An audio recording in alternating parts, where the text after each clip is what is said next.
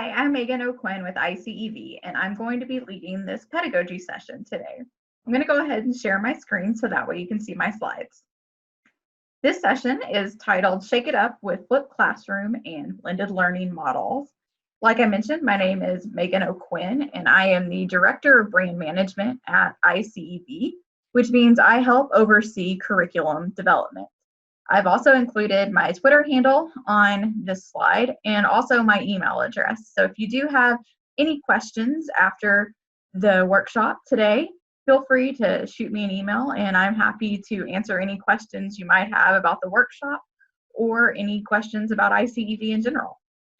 So to start with, I wanted to talk a little bit about just some of the terms that we hear related to flipped classrooms or blended learning. The first being synchronous learning or asynchronous learning, and then talking a little bit about flipped learning and blended learning, and then just different ways that all of these terms kind of relate back to what you could do with a iCEV subscription with our curriculum offerings. So first off, if we're talking about synchronous versus asynchronous. So when thinking about synchronous learning, that occurs when teachers and students are participating in the learning activities at the same time. So examples of this would be if you were in person, if you were doing a class that was a live lecture with the students kind of in your classroom, there was interaction going back and forth with that, or from a remote learning standpoint, if you were live streaming your lecture. Again, another way for synchronous learning to occur is if you have scheduled assessments or scheduled group phone calls for discussion. So really any time that you and the students are interacting and learning is occurring at the exact same time. Asynchronous learning is going to be when teachers and students are learning the same material, but at different times or working at different times on different projects or activities or things like that. So examples of those would be if you had recorded your presentation or lecture and then your students were watching those at another time, or if you implemented discussion boards and students had to post on those at different times. And then having collaborative documents, so students could come in and whenever it fit their schedule, kind of do those activities or projects within those documents and receive feedback, and there'd be some collaboration within that actual document. So there was still learning occurring. You could be on there at the same time, but really the schedule was a little bit more flexible, excuse me. So when we're looking at both of those techniques or both of those terms, it's important to remember that both of these are going to be useful and valuable whenever you're implementing a flipped classroom or a blended learning model. So next, I wanted to talk a little bit about what does flipped versus blended mean. So when you're talking about a flipped classroom or flipped learning, this is going to occur when students are introduced to the learning material prior to coming to class, either through watching a video or doing a reading or having kind of a pre-lab or any other type of activity that the learning and kind of the initial introduction to that material occurs outside of the classroom. And then once the students are in your class time, whether that's remote or in an actual classroom, that time is going to be utilized to really deepen their understanding through class discussions with other students or with yourself, and then also having different projects or activities which are more facilitated by the instructor. So again, that is going to be when you're using your class time to really hone in on the knowledge and skills that those students have learned outside of class through those prior readings or watching videos or labs that have occurred outside of the class time. Where blended learning is a little different is that it's going to be a combination of teacher-led and student-led experiences, which can really take place all either in class, they can take place all online, or it can be a mixture of both. So that's really where kind of the term blended comes into play. There's a variety of techniques. None of the blended learning or blended learning models are really one size fits all. It's really kind of up to you to determine what you want those blended learning outcomes and models to look like. And really, it's just about facilitating that blended learning approach and letting your students kind of have different options when they're trying to learn the material. So if we're talking about using a flipped classroom, so that being when the students look at or learn the material prior to coming to class and then have kind of a hands-on experience, whether that's through a project, a group discussion, or something of that nature, iCEV sets up really, really nicely for that. So before class, you could have your students watch a video segment, and then they could even complete the worksheet while watching the video segment to make sure that that learning's occurring. And so that's kind of what's labeled over here on the side of the slide is actually a photography lesson that's in iCEV, which is a video lesson. So they could watch the video in step 1, and then their step 2 would be completing the worksheet that accompanies that. This would be that asynchronous learning component when you have students that are learning and doing the learning separate from being teacher-led. The next piece is the during class portion. And so what you could have them do at that point in time is have your class discussion and review the concepts presented in the video. And then the students could go through and complete an activity or a project which accompanies the segment specified in the iCEV lesson plan.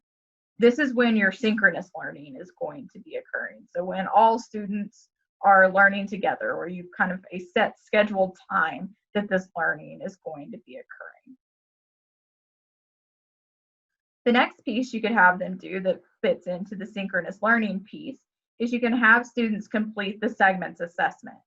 And so one thing to keep in mind, and I've kind of mentioned a little tip on here, is to be sure to use those interactive assessments so that iCEV is actually going to do the grading for you on that. And so that way you can assign those to your students. They can go in, take those assessments, and then as soon as they're finished, it's automatically graded for you and stored in your grade book. So again, this is a synchronous learning component because it is a scheduled assessment time.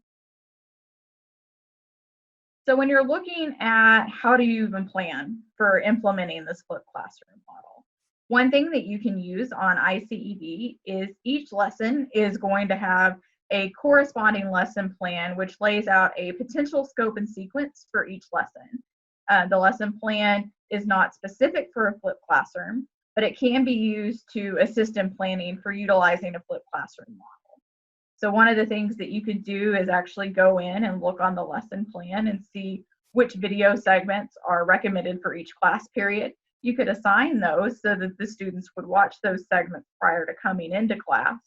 And then in class, the students would actually complete the corresponding project or activity that goes along with that particular segment of the video or PowerPoint. So again, these lesson plans are great keys to kind of just get you started and thinking of what goes with what within an iCEV lesson. If you're wanting to implement kind of the bell ringer exit ticket model within a flipped classroom, iCEV has interactive vocabulary handouts. If you were doing the video segment outside of class, your bell ringer could be as soon as the student got to class, they were doing the interactive worksheet or key concept to kind of test their knowledge a little bit. So that way they could really reinforce those pieces. The other two options that I've got listed here are more for exit tickets, and they could be the completed activity or project that you did in class, or just have the students give you a checkpoint of where they are within a specific activity or project. If you're thinking about trying a flipped classroom and doing it with a distance learning model, really it's similar strategies in terms of what you can use. One of the things that could be tweaked is that the students watch the videos or lectures and are going to complete that assigned reading on their own time. So you could schedule a time for that real-time interaction or for discussions in a Q&A, or they could even work collaboratively on activities or projects using a Zoom meeting or a Google Hangout. So you would still have that asynchronous and synchronous component of learning that is really valuable in a flipped classroom setting or when you're doing flipped learning. Next, I just wanted to talk about some of the really popular blended learning models. You'll notice that a flipped classroom is also on this list as a blended learning model because it does take into account different learning methodologies. Also, there's station rotation, individual rotation, and a la carte. So first, just to kind of touch a little bit more on a flipped classroom and how it is a type of blended learning. It falls into this category because the students would be introduced to this content at home and then practice working through it at school while they're being supported by a teacher or their peers, which really flips those traditional roles in a classroom and also incorporates those different types of learning models being used. The next type is station rotation. And what station rotation is students are actually going to be split into small groups and complete learning objectives by rotating through those different stations around the classroom. If you want to think of it from kind of an elementary school perspective, you could think of it from a centers kind of model. So you would have different centers set up that your students could rotate through. Another kind of model that is a station rotation that you may not think of is implementing it as lab rotation. So if you don't have computers in your classroom, but you do have access to a computer lab, one of your rotations could be that the students would go in one day of the week and do a lab rotation, while the other times they're in class, they're actually in your physical classroom. Or if you're doing it from an online perspective, you could have different Zoom meetings set up that students would rotate through from kind of the station rotation model. So an example of how I could see some of the iCEV curriculum being used in a station rotation type of example is we have a series called Body Systems Basics, and that's going to feature a lesson on each of the different body systems. And so stations could be set up for each of those different body systems. And then at each station, students could review the content of the lesson for their scheduled station prior to the class. And then whenever they get into the classroom, that's when they could go through those lesson materials at that station. They could be completing those projects. They could go through and really have some hands-on experiences throughout your schedule. And then each of them would be learning about something different and rotating through that throughout the time period needed to complete all of those lessons.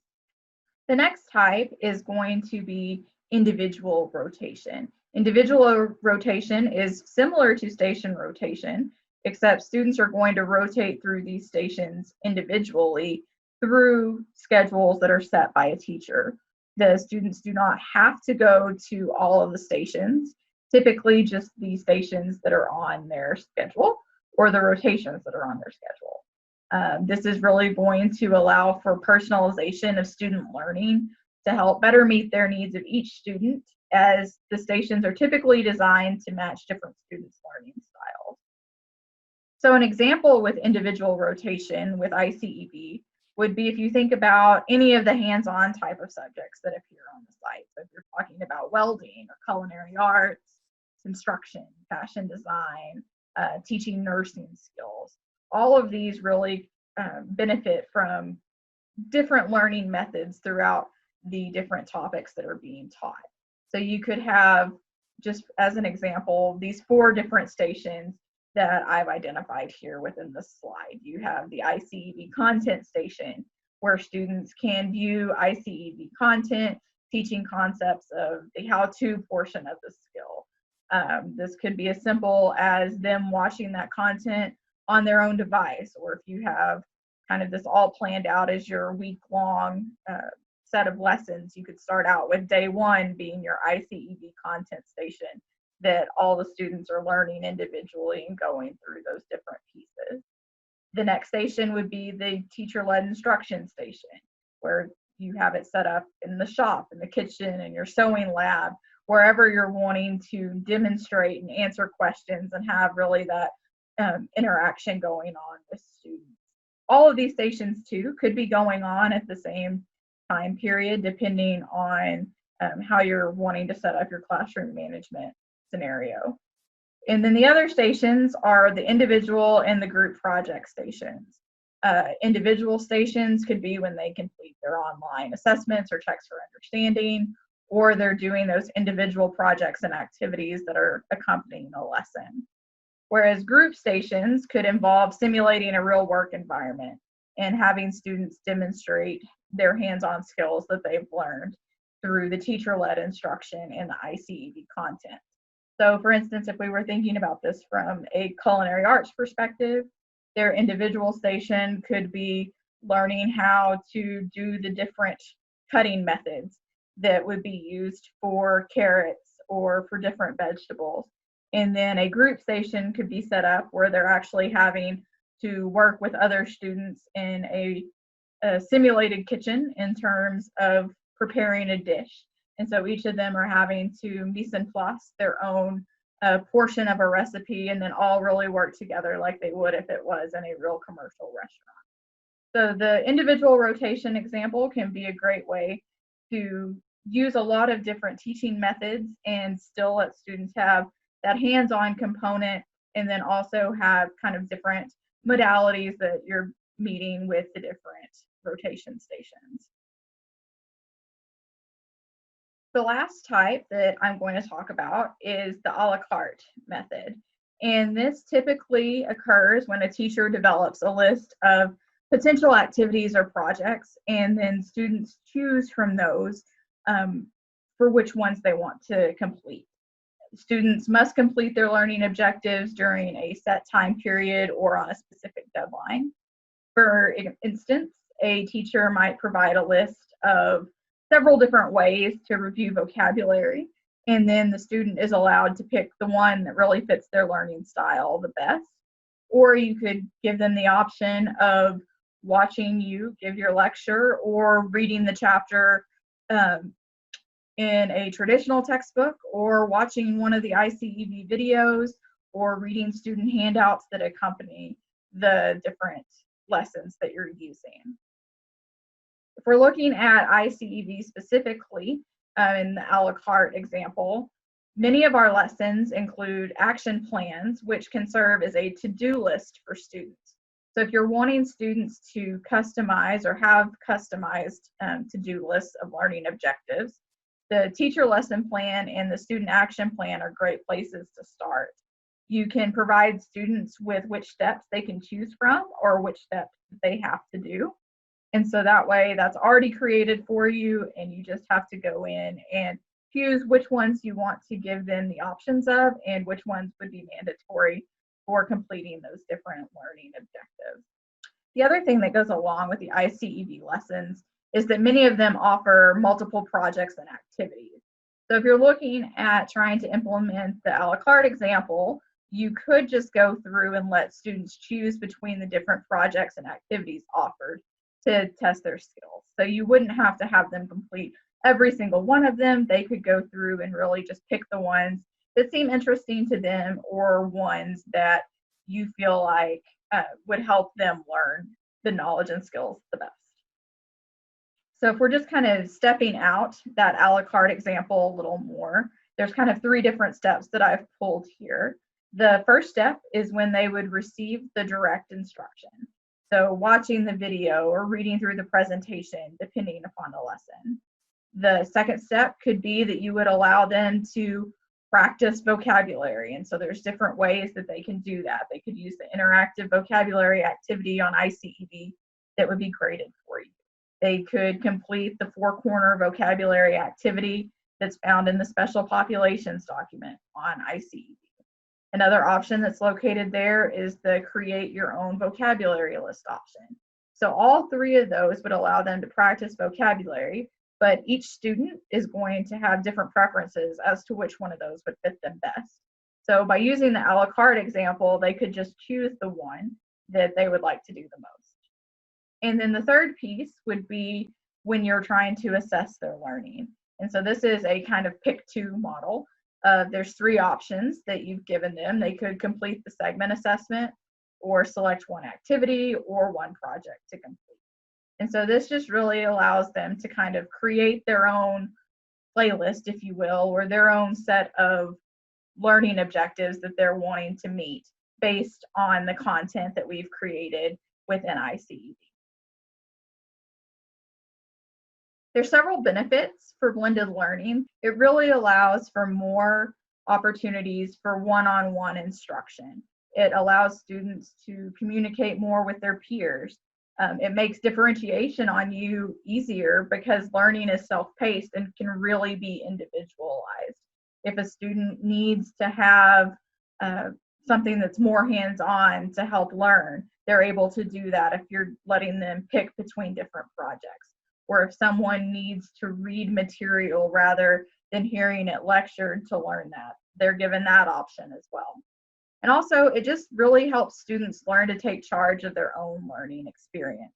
They're having a choice, they're making decisions, they're really striving to figure out how they're going to learn the material the best. And if you're giving them options, they're going to be able to make those choices and have a say in how they're learning. It's going to facilitate a broader range of educational experiences, more opportunities for them to explore. It's going to allow students to connect learning with what they're interested to and how they learn best. There's not really a one size fits all for learning for a lot of students. So allowing them to have choices or you presenting things in a very diverse way can help meet those needs. And also it can help in teaching leadership, teamwork, and collaboration skills based on the different projects and activities and stations and things that you create when implementing these blended learning models. So that's kind of an overview of everything I wanted to talk about in this Shake It Up session.